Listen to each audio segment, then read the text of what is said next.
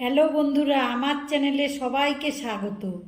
আজ আমি আরেকটি নতুন রেসিপি নিয়ে চলে এসেছি। আজ আমি দেখাবো লোটে শুটকি আর শীতল শুটকি একসাথে করে চাটনির রেসিপি। আমি লোটে শুটকি আর শীতলের চাটনির জন্য একসাথে মিশিয়ে চাটনিটা বানাবো। তার জন্য আমি পেঁয়াজ নিয়েছি। জানেন তো শুটকির চাটনিতে পেঁয়াজ বেশি লাগে, সেজন্য পেঁয়াজ কুচি নিয়েছি একটু বেশি করে। রসুনও লাগে বেশি, গোটা রসুন নিয়েছি, আবার থেতো করে রসুন নিয়েছি, বেটে নিয়েছি।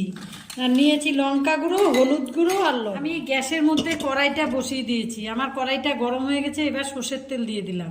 এই চাটনিটা করতে বেশি সর্ষের তেল লাগে না। তেলটা আমার গরম হয়ে গেছে, এবার থেতো করা রসুনটা তেলের মধ্যে দিয়ে দিলাম। দিয়ে হালকা লাল করে নেব, অল্প।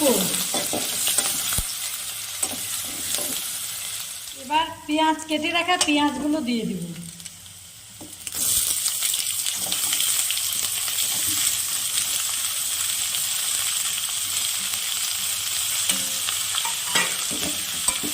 পেঁয়াজটাকে অল্প হালকা ভেজে নেব।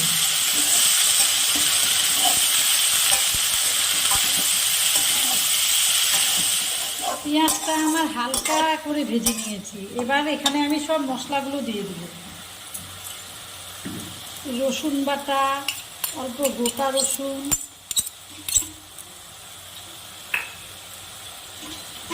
লঙ্কা গুঁড়ো, যেহেতু চাটনি একটু গুঁড়ো লঙ্কা বেশি লাগবে, হলুদ গুঁড়ো আর পরিমাণ মতো লবণ। এবার আমি আগে শীতল শুটকিটা দিয়ে দিচ্ছি, তারপরে লোটে শুটকিটা কেটে ধুয়ে পরিষ্কার করে যে রেখেছিলাম ওটা দিয়ে দিচ্ছি। দিয়ে এবার আমি ভালো করে মশলা সহকারে কষিয়ে নিব পেঁয়াজের সাথে।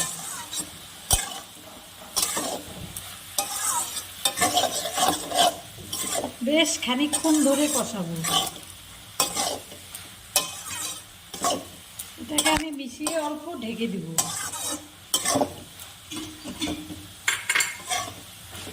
আমি এটাকে আগে 5 মিনিট ঢেকে দিই, তারপরে কষিয়ে দিব।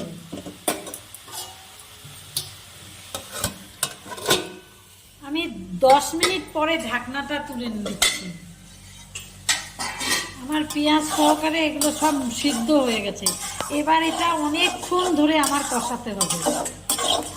শীতল আর লোটে শুটকির চাটনি বানাতে গেলে অনেক বেশ কিছুক্ষণ ধরে কষাতে হবে এটাকে। একটু নাড়তে নাড়তে কষাতে কষাতে তারপরে যেই নাকি এই যে জলটা বেরিয়েছে এটা শুকিয়ে যাবে, তারপরে গিয়ে চাটনিটা হবে।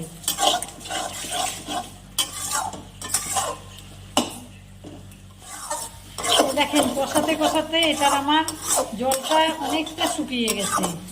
আর অল্প কিছুক্ষণ কষাবো, 5 মিনিটের মতো, তারপরে আমি এটাকে নামিয়ে নেব।